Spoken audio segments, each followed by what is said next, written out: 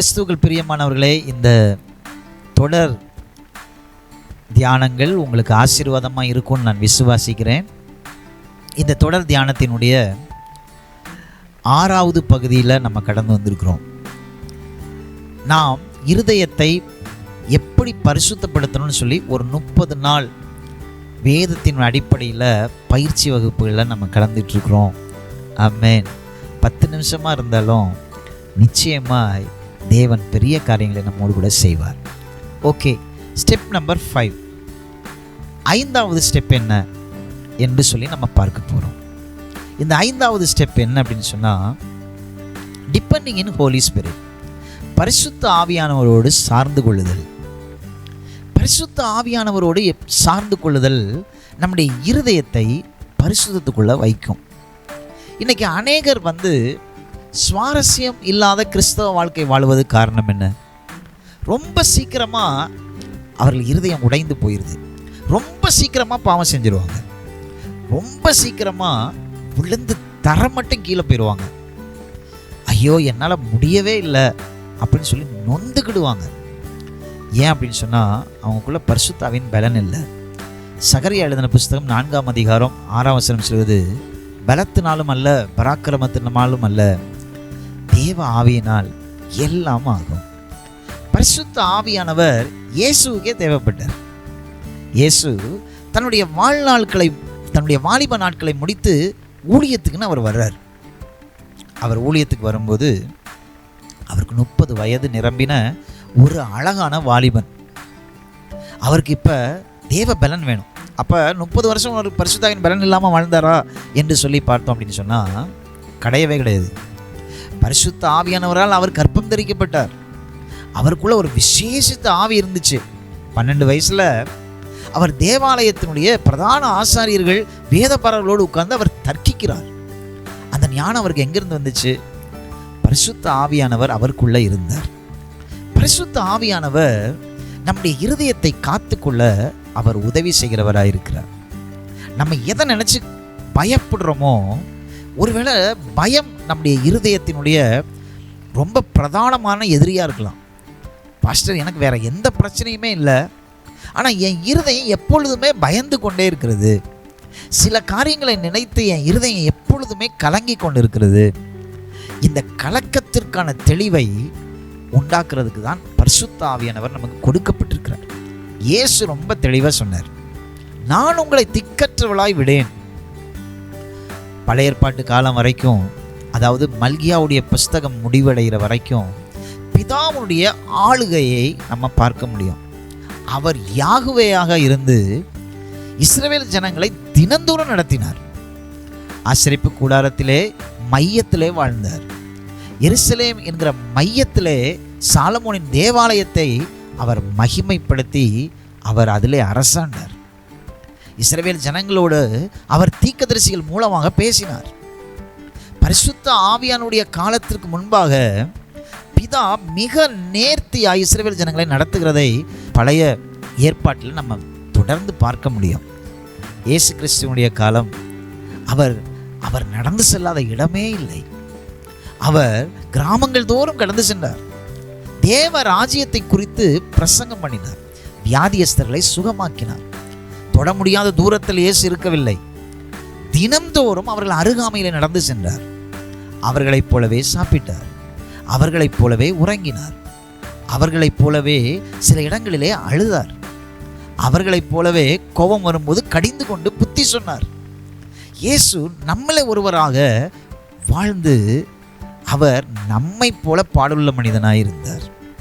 இப்போ பாருங்க, அவர் எல்லாவற்றையும் நமக்காக சுமந்து மனுக்குலத்தின் பாவத்தை எல்லாம் சிலுவையில் அவர் சுமந்து தீர்த்து விட்டார்.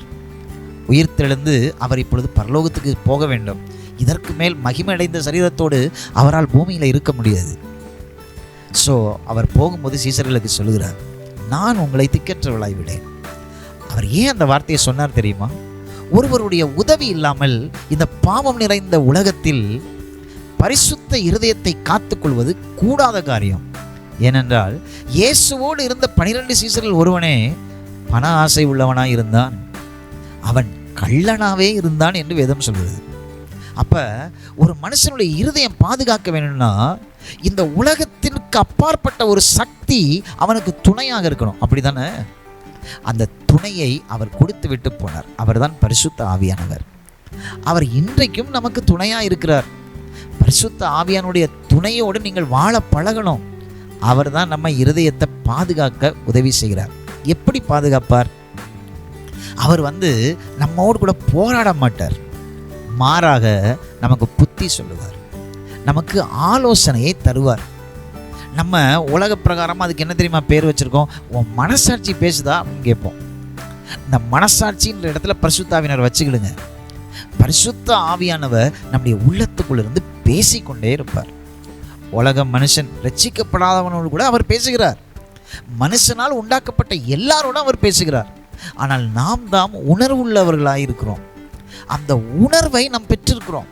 இது பேசுகிறது ஆவியானவர் என்ற உணர்வு நமக்குள்ள இருக்கிறது. He is a communicator, he is a counselor என்று வேதம் சொல்கிறது. பரிசுத்த ஆவியானுடைய உதவியை நம்ம ஆண்டவர்கிட்ட தினந்தோறும் கேட்கணும்.